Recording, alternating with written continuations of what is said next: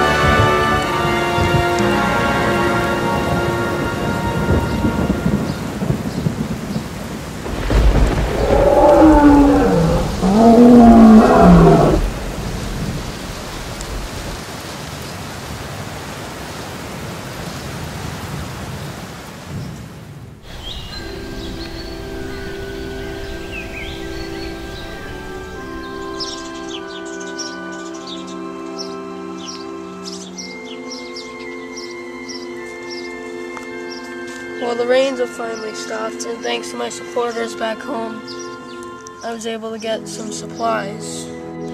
And they're all in this backpack. Luckily, I was able to find shelter under this huge tree. And another one of my lucky breaks is next to a large open field that stretches way out past the shadow of this tree. So if I'm lucky, I may be able to catch a glimpse of some more dinosaurs that are migrating here from all the rain.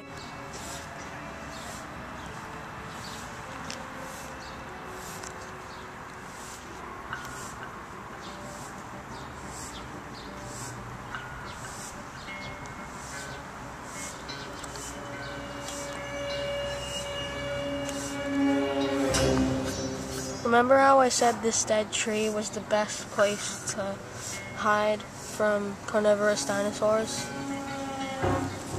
Well, now pretend I never said that, because the tree has bloomed thanks to all this extra water. And all this greenery attracts more herbivores.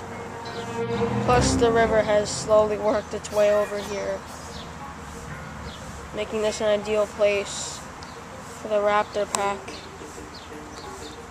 to stay.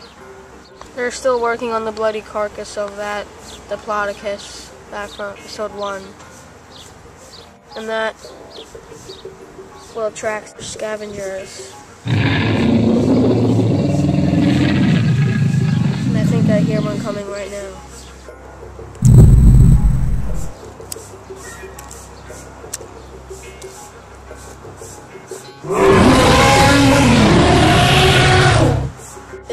It's the young T-Rex that we saw at the end of episode 1.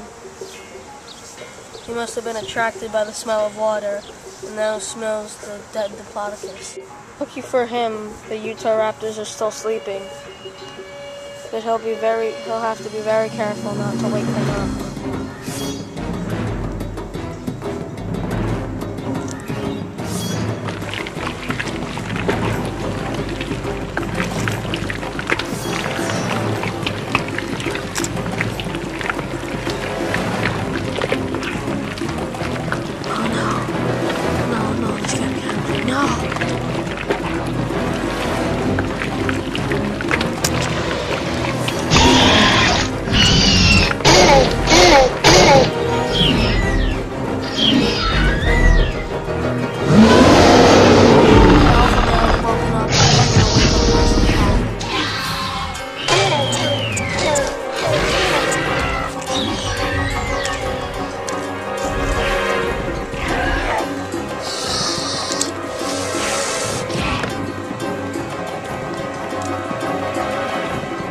that T-Rex doesn't stand a chance.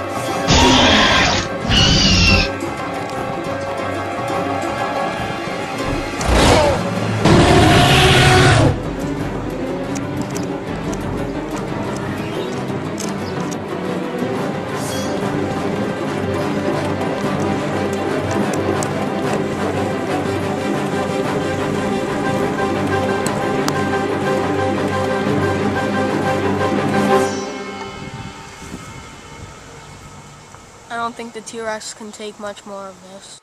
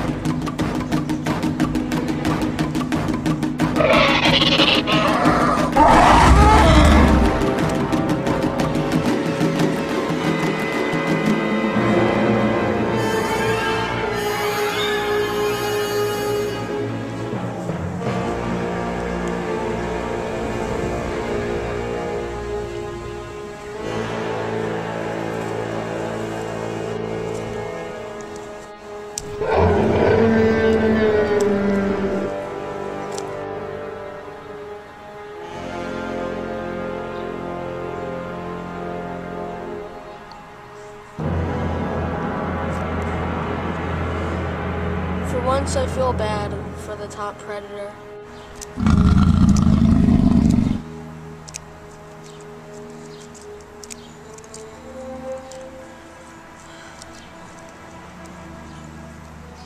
These Utah raptors know that it's not good to have the scent of blood on you. They're rinsing off the blood in the river to make sure that no predators follow them.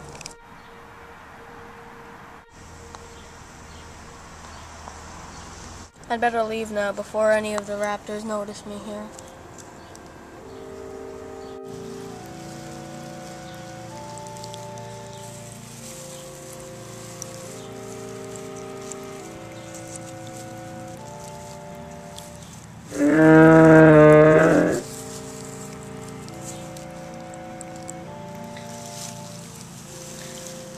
Some parts of the river have branched off and formed small watering holes such as this one here. Although these are small, the animals they attract are truly huge. This is Brachiosaurus. He, along with another younger male, have traveled here from warmer lands up north on this island. They are spring and summer visitors. They won't stay for long. Same with the Ankylosaurus.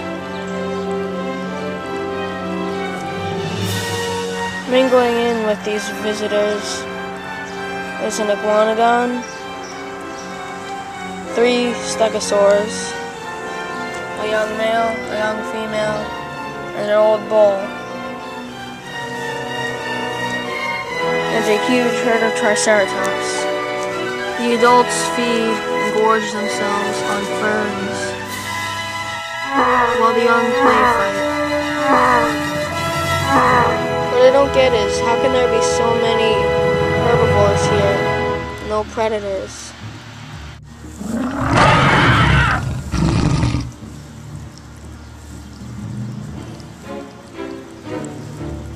I guess I spoke too soon. Okay, well this is Suchomimus.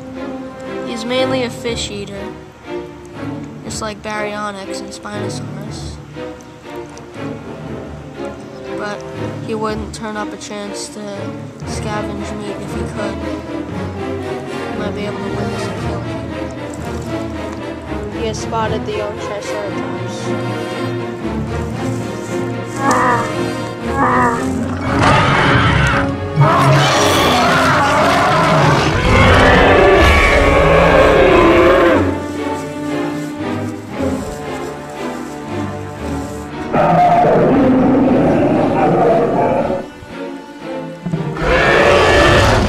I know what he did wrong. He was too loud and too sudden. The Triceratops was able to detect these movements through the vibrations in the ground and heard him coming and was able to stop him before he could get to the hatchlings. But with this many herbivores, I seriously doubt he'll be the last predator to arrive.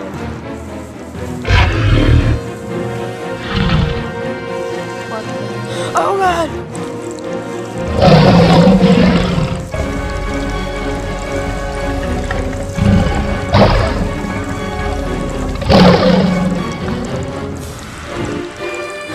That was a close one. I thought he was going to attack. Well, this is an Albertosaurus. Right now he's drinking, but I don't think that's all he's came here for. He's seen the Brachiosaur. Think he might attack.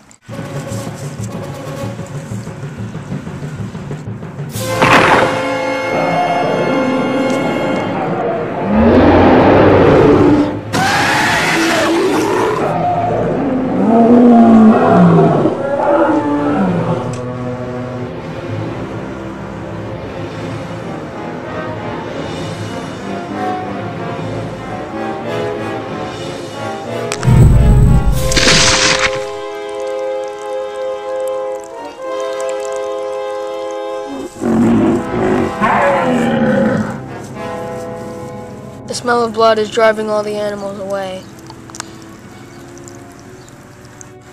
Okay, well, bye. See you next time.